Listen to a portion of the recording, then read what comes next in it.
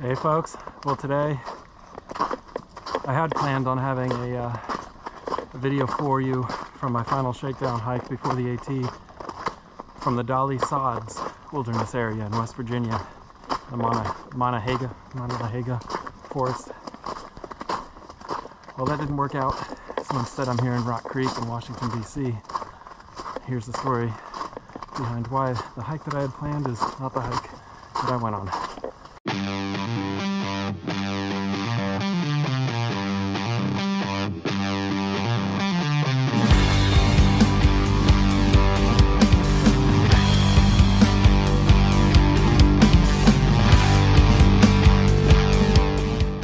So, just wanted to catch you up. I went out yesterday, I was going to get in a little shakedown hike out at the Dolly Sods in West Virginia.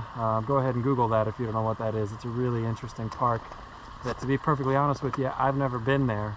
So it's going to be my first time out of the Dolly Sods. And I was really excited to check out my new Mountain Hardwear Phantom 0 degree sleeping bag, which just arrived on Monday. Anyway, so I went out to the Dolly Sods. First thing I noticed was within about 30 miles of the park, there was about a foot of snow, and snow still falling. It was just about 19 degrees early in the afternoon, which was already a few degrees colder than the forecast had predicted it would get at its coldest in the overnight hours. But anyways, I got to the trailhead I was planning on embarking from, and it was closed. It was closed about 5 miles before the actual trailhead itself. So instead of hiking right away as I wanted to at about 2 o'clock in the afternoon, I had to drive about another 40 minutes to go to another trailhead in hopes that that would be open and I could hike from there. Well, I got down to the second trailhead and the road was plowed all the way right up to the trailhead, but the parking lot was completely socked in. With the drifts and everything, it was probably just over a foot of snow there. Got the car stuck, got it unstuck. That took about 40 minutes more. Decided to drive back to town and buy a snow shovel to shovel out a spot for myself anyways. Well, I got back with the snow shovel. At this point we're pushing about 5 o'clock, which is definitely getting on dark obviously, and shoveled out a path for me to get the car in. Shoveled out a spot for me to park the car in, pulled the car in, got out of the car, and started gearing up, thinking, you know, well, it's already in the mid-teens temperature-wise, and it's going to be no joke dark in about another hour, and I'm in a totally unfamiliar park, which was another bonus. Just as I'm getting all my kit together, putting everything on, getting everything dialed in, a dog comes wandering up to me, a stranger dog,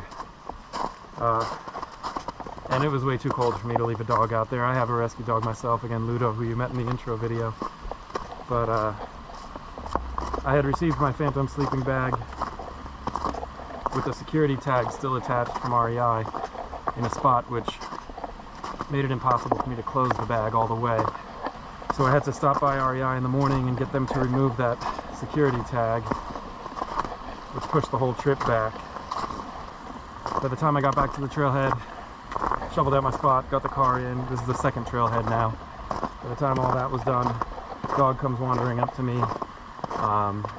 My All Trails app, go figure, was not working, which happens sometimes, and shame on me for continuing to think I can rely on that app when I clearly cannot. Anyway, so it was already 10 degrees colder than I thought it was going to be, and it was only 5 o'clock, 6 o'clock, 5 o'clock probably, and well, when the dog came, that was just the final straw. So I had the sleeping bag that wouldn't open, I had the trailhead that was closed, I got the car stuck at the second trailhead. My app wouldn't work with any of the maps that I had already downloaded. It was already 10 degrees colder. It was about 5 degrees colder than I was expecting it to be at its coldest.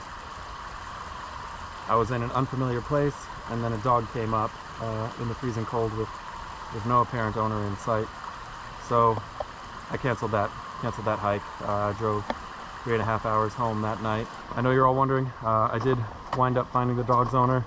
I returned the dog, so that dog is okay. But I didn't get to test my sleeping bag. I didn't get to go on the Shakedown hike I wanted to. So now I'm out here in Rock Creek Park, getting in a Shakedown. It is way warmer. Right now it is 45 degrees, so way warmer than it would have been out at the Dolly Sods, but it is a familiar park for me, which is nice. And I guess since I'm just trying to isolate a few components of my new gear to test those out and see how I like them. Not the least of which is the Z-Pax Arc-Haul on my back, not the least of which is the Petula Exo spikes that I have on my shoes right now for this super icy terrain. So far they're both going really good. So anyways, I'm going to keep on hiking. I'm trying to do the full Rock Creek Park, so it's just about 10 miles. Shouldn't be too tricky. I'm already, I don't know what, 4 miles in, 3 miles in, something like that. So yeah, I'll check back with y'all in a little bit.